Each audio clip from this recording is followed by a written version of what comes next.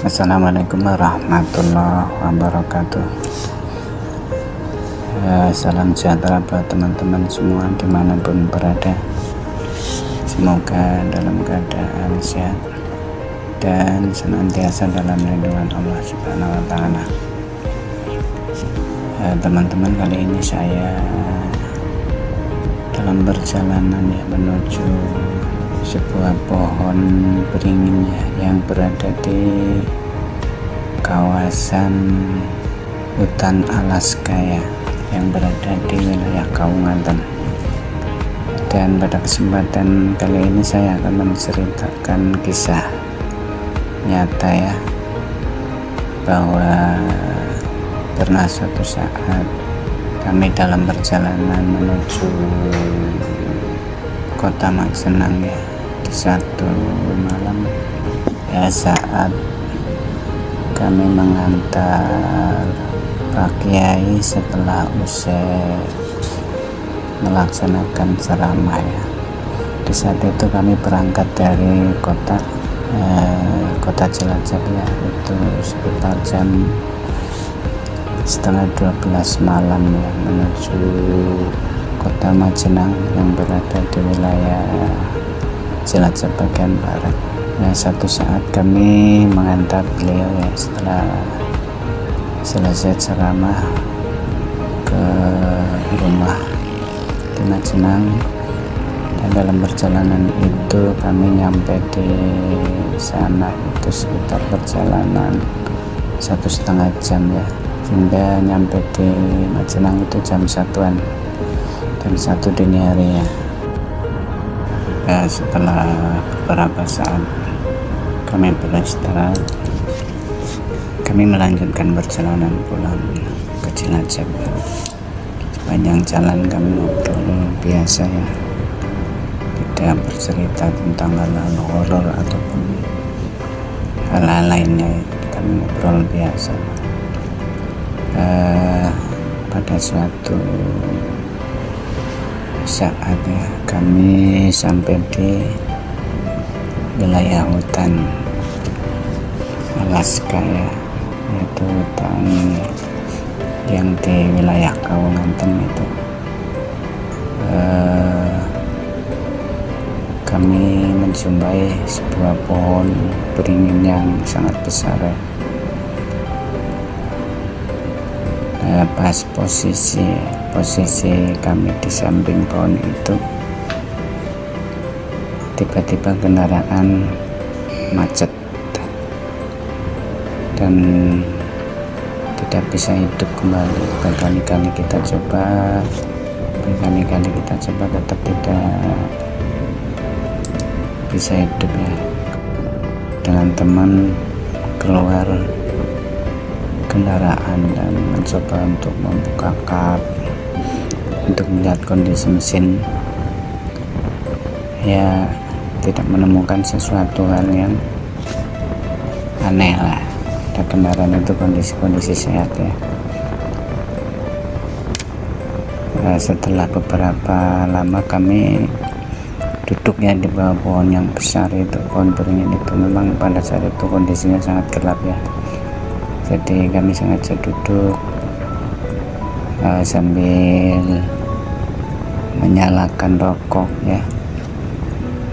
Tidak selang lama terdengar sesuatu atau suara-suara tertawa yang mengagetkan dan suara itu suara yang bagi setiap orang tidak asing Suara itu suara perempuan yang tertawa cengengesan seperti itu. Jadi kalau kita bilang mungkin kuntilanak dan memang setelah beberapa saat itu semakin jelas suara semakin jelas dan mereka memang menampakkan orang di kegelapan itu berpakaian baju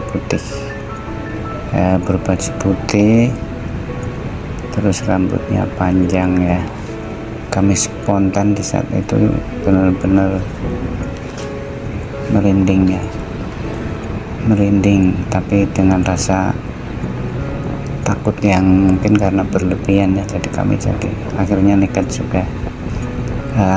Kemudian teman saya itu mencoba memberanikan diri ya, dan tidak gentar mendengar situasi itu, suara-suara yang menyeramkan itu. Akhirnya teman saya itu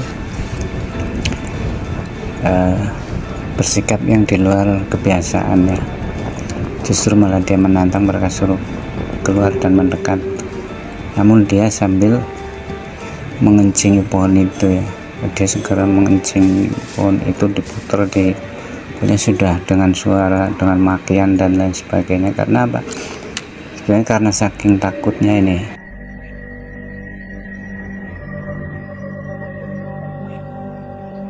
Di pohon ini ya teman-teman, di tampilan ini. Nah di sini di pohon ini akhirnya teman saya itu nekat mengencingi pohon, maki-maki agar mereka keluar mendekat, dan itu dilakukan karena saking takutnya. Bulu kuduk merinding, mau lari gimana, kendaraan nggak jalan, suasana gelap, nggak ada kendaraan yang lewat tempat ini ya, karena memang jam 2 pagi itu kan kondisi sepi-sepinya jalan ya.